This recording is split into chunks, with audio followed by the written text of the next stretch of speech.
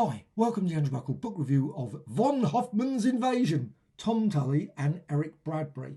And this is book one, and it's from Buster and Jet from 1971-1972. So Jet, it was 1971, and then all the way through to February 72 when it was in Buster. And, well, this is book one. So book one, and this is from Treasury of British Comics and Rebellion. You can see there, after spending 25 years in prison following World War II, the evil, so that would suggest 1970.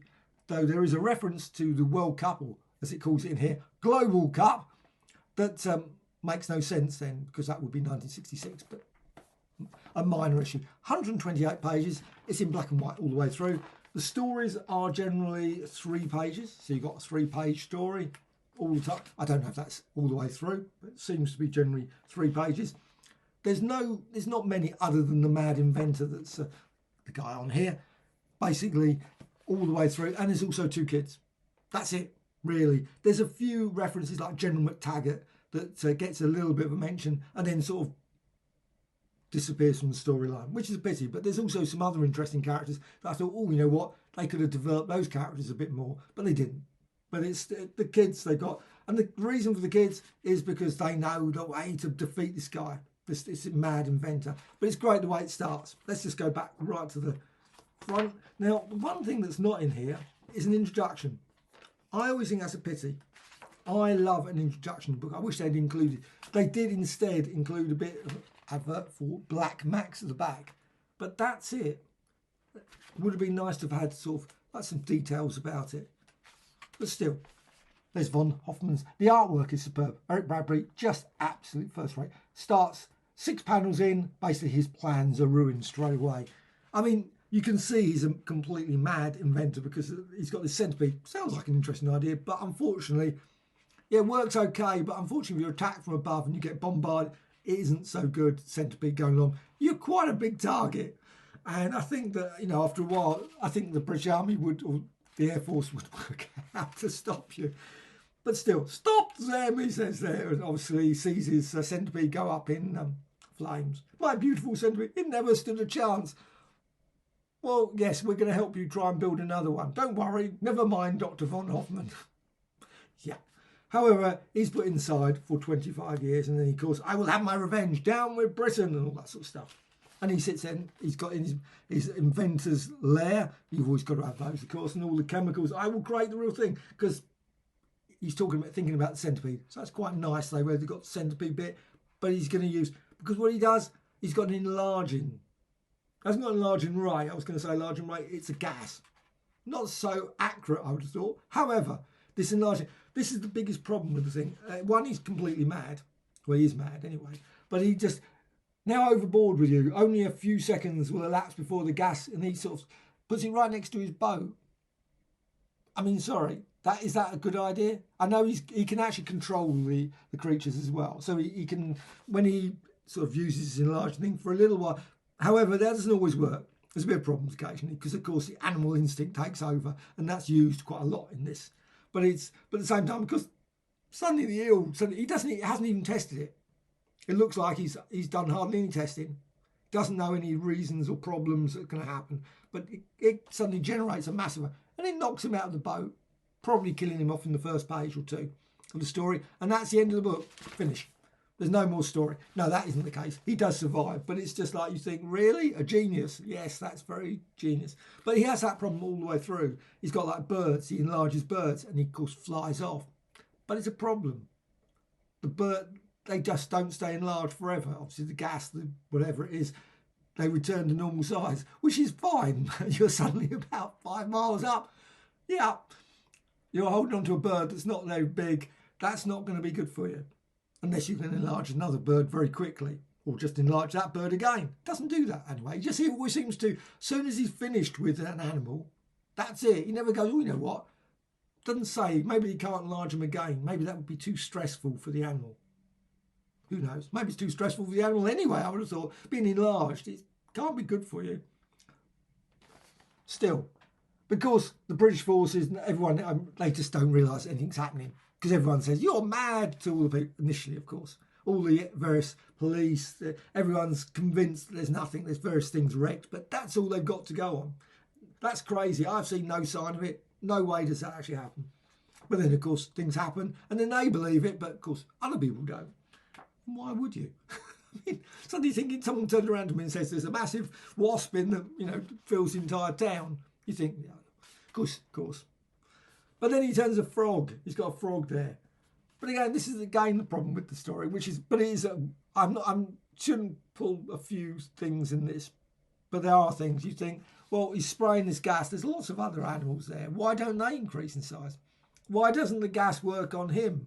Why doesn't the gas work on all the creatures and things that are on his body? Surely they would enlarge as well. Is there a sort of size limit that, why doesn't he spray a load of ants?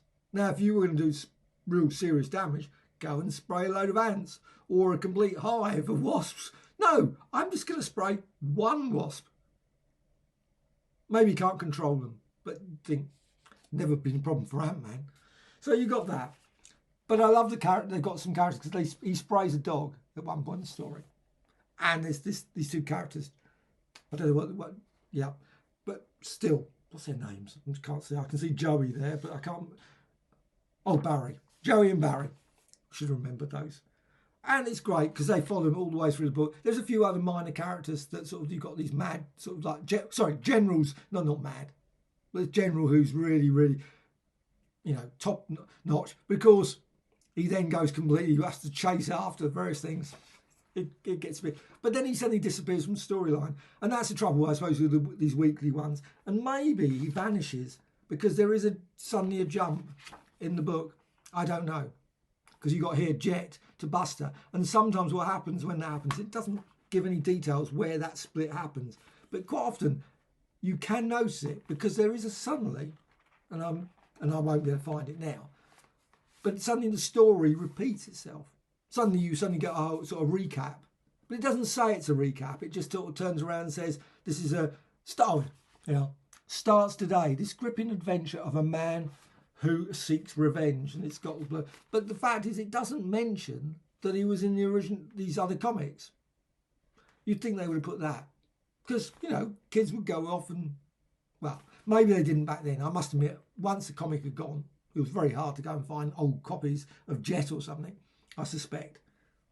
There might have been various mail orders that had them, but I must admit I didn't know any of those sort of things. You may find them in sort of markets and things. But still, that's the story. You've got basically splits. And I'm guessing that this is the split, where it goes into the Buster. But he does this all the time. But I love the story with there's connecting 1966. And you know what happened in 1966? Well, though the story, of course, is really set in 1970, technically, but it's still 1960. I love the references to the football. And I guess that was the reason why I included it, because, of course, you combine one, you've got two kids, you have to have that sort of thing. You've got the mad inventor, kids love that, inventions, mad ideas. And you've got football. You combine in everything. You put a lot into the storyline. And, of course, there's a lot of twists and turns in the story. And... Well, I loved it. I really, genuinely did. I'm not trying to... So he enlarges loads of different things. Accursed Brats. Those Accursed Brats. This is a great book. I didn't think I was going to enjoy it as much. It was one of these... I've had it on my shelf for ages. Just been sitting there. And I thought, you know what? I'm going to sit down and read it. I'm going to sit down and read it. And I thought, you know what? Even though there is a bit of a sort of repetitiveness, in the sense that obviously he just does this, he enlarges something, then of course defeat, enlarge, defeat, enlarge. There is a sort of that, but it's still great, and I thoroughly enjoyed every single thing. Now, unfortunately, there is no book 2 at present. I hope there will be. I will be getting that if the book 2 comes out. But they wasted it, from my mind. I know they've got to advertise, and there's nothing wrong with that. But they advertise Black Max at the back. Doesn't really well, I suppose it does actually, I suppose, being German. There's probably a connection. That's why they chose Black Max. But still, at the same time, I just think, why not have a bit more information about, or maybe some sort of inked pages or something, or maybe some extras. One thing that I always felt that Rebellion could do in these, which they don't do, and I don't know why they don't, because Marvel Comics do it in their omnibus, is that put all the covers. They only have to put like 16 on a page. Put them very small. They don't have to be huge, but they could like... Bang, bang. So on this Black Max, instead of that, they could have had 16 covers. all the ones that obviously had the issues with, of Buster and Jet. That would have just been brilliant to be able to see the original covers as well. You just don't see the original covers. And also, personally, maybe dates on them, putting dates on them. Because, of course, you would have had the original comics, you would have had dates and issue number, etc. But it doesn't have anything like that. It's got page numbers on here. But as the page numbers don't match to anything, what's the point in having page numbers particularly? I mean, it doesn't really help. Unless you write your own index at the front or contents, what's included. And that's why I would say it would have been nice to know where the changeover happened. But it would have been nice if they put the covers as well. And they don't. So they don't even have to be in colour. They could be in black and white. But still. And you've got there all the details of Tom Tully and Eric Bradbury.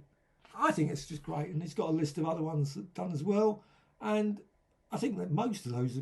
the House of Dolman, that's come out recently. I wasn't too keen a fan. Certain people probably put comments saying, that was great. Probably is. I just wasn't a fan of that. But Leopard from Lime Street, I love that. That was a favourite. Don't know about these ones. Blossom and Our Ernie. Can't say I know much about it. However, I love this. Absolutely very easy to read. It's one of those ones you can probably read it in half an hour to an hour easily. And it's a joy to read. Completely daft.